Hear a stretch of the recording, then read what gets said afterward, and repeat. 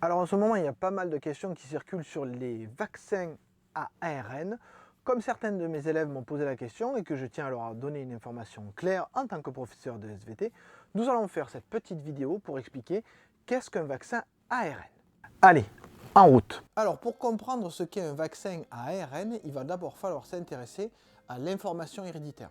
Oui, l'information héréditaire, parce qu'effectivement, on ne peut pas comprendre ce qu'est un ARN si on ne parle pas d'information héréditaire. Alors prenons les choses du début.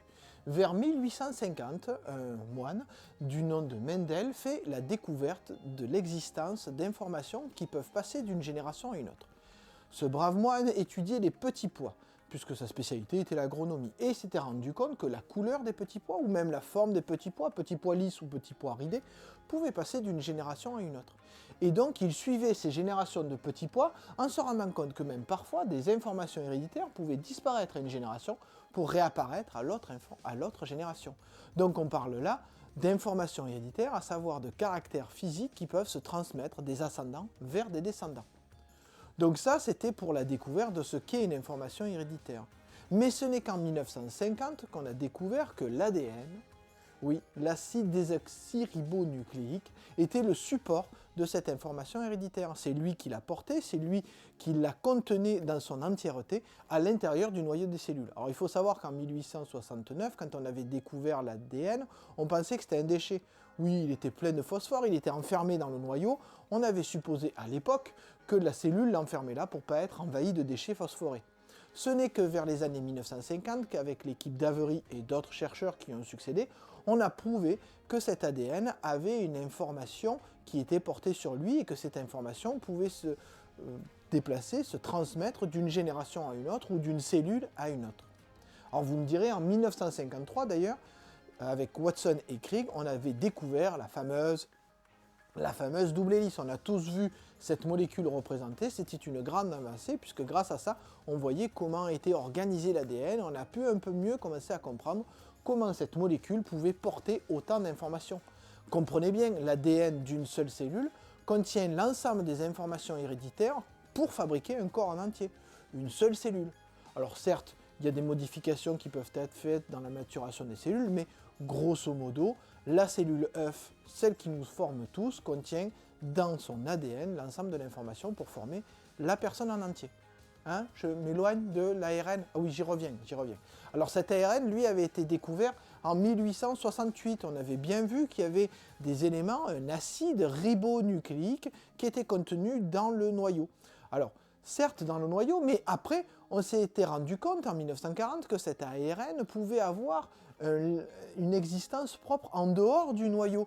D'ailleurs, juste avant, on avait vu aussi que cet ARN servait à fabriquer les protéines.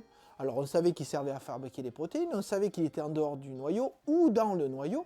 Il a fallu attendre 1960 pour découvrir qu'il y avait un ARN messager. Oui, Jacques Monod et François Jacob ont découvert que cet ARN pouvait migrer du noyau vers le cytoplasme. Ah, voilà qui est intéressant, il fait le lien entre l'ADN et les protéines qui sont l'expression du phénotype. Donc, cet ARN messager va être une copie de l'ADN, une transcription d'ADN qui va permettre de fabriquer de l'ARN. Cet ARN messager va être transmis, va aller jusqu'au cytoplasme où là il va être traduit en protéines. Donc qu'on soit bien clair, l'ARN sert à transformer des informations héréditaires contenues dans le noyau, à les transporter jusqu'à dans le cytoplasme et permet de fabriquer des protéines à partir de ces informations héréditaires. Grosso modo, c'est comme si vous aviez un plan, vous en faites une photocopie, vous allez à l'endroit où vous voulez et vous fabriquez quelque chose à partir de ce plan. Donc vous le voyez, l'ARN messager, c'est l'information héréditaire qui va être transformée en protéines, protéines qui vont pouvoir être utilisées dans la cellule. Je rappelle que les protéines sont les éléments qui permettent aux cellules de fonctionner. Il y a des protéines pour le muscle, des protéines pour la couleur de l'œil, enfin bref, tout ce qui est fabriqué par le corps est fabriqué grâce à des protéines ou à partir de protéines. Donc vous le voyez, cet ARN messager, c'est un plan de fabrication. Maintenant que ça c'est clair, on va s'intéresser de façon un peu plus détaillée à comment fonctionne le système immunitaire. Oui, parce qu'un vaccin c'est pour se défendre contre une maladie, on a déjà un système immunitaire qui permet de nous défendre. On va voir comment il fonctionne et après on verra le lien avec l'ARN. Alors pour le système immunitaire, je vais faire très court, très rapide. Le système immunitaire, c'est un ensemble de cellules, les macrophages, globules blancs, lymphocytes B, lymphocytes T, qui ont chacun des spécificités et qui permettent de réagir à une protéine. Ah, vous voyez, j'en ai déjà parlé.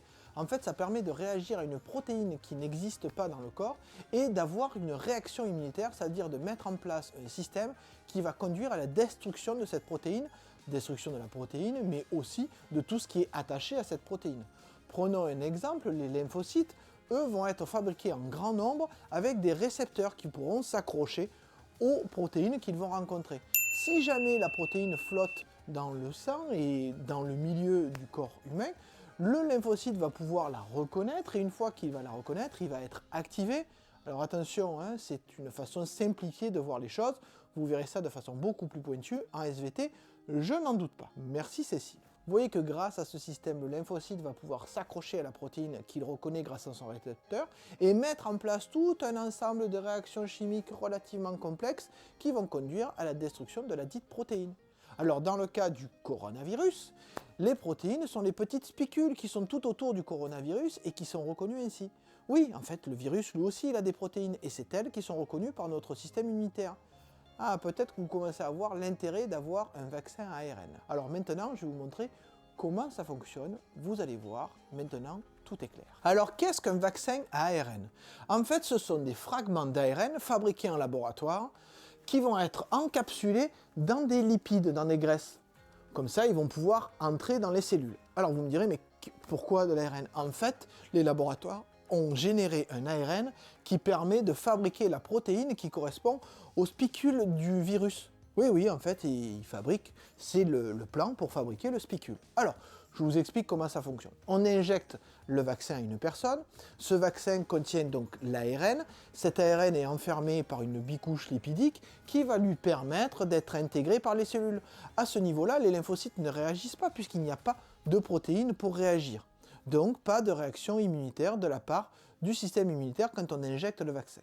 Mais une fois que cet ARN est à l'intérieur de la cellule, que va faire la cellule? Tout simplement, elle va lire ce plan et fabriquer les protéines qui sont prévues par ce plan. Oui, nos cellules vont fabriquer des spicules de virus. Mais attention, elles ne vont pas fabriquer un virus entier, elles vont juste fabriquer la spicule et rien de plus. Une fois que cette spicule est fabriquée, elle est rejetée à l'extérieur de la cellule. Et là, vous comprenez ce qui va se passer.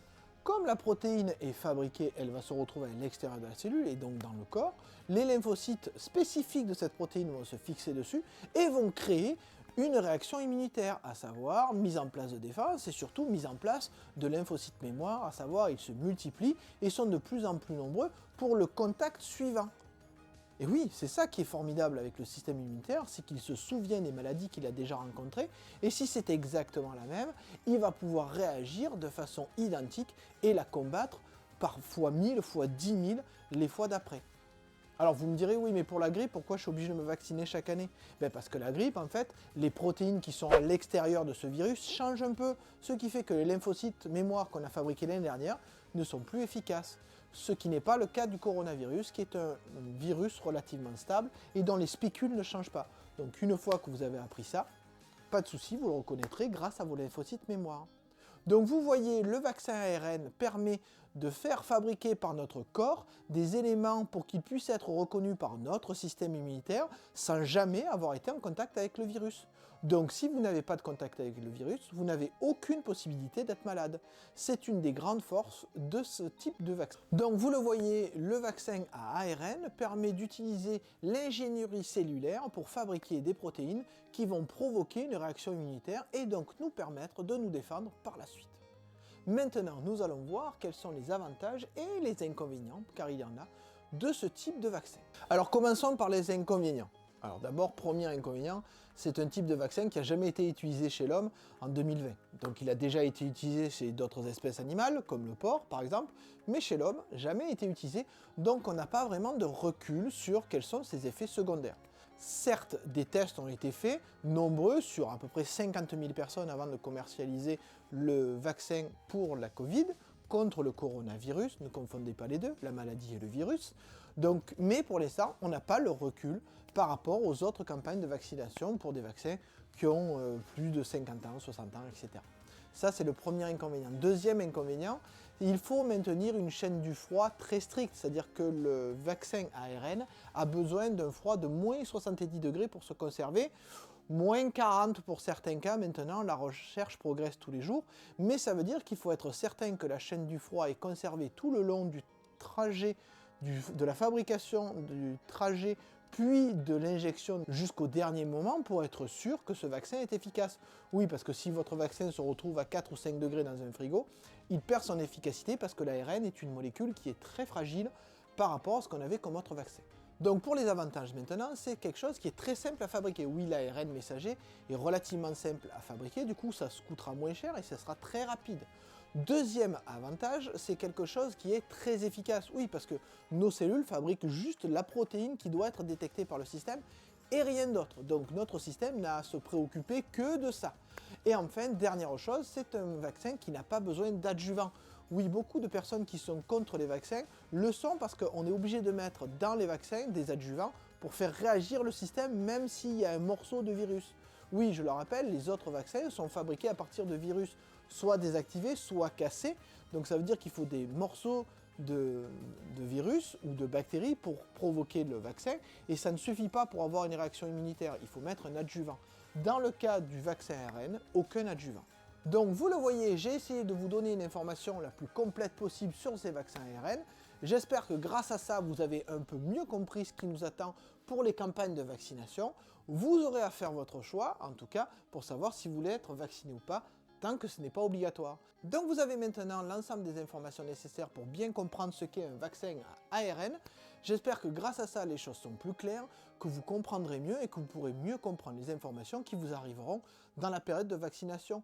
Bien comprendre pour bien choisir, c'est la base. Allez, je vous dis au revoir et à bientôt sûrement.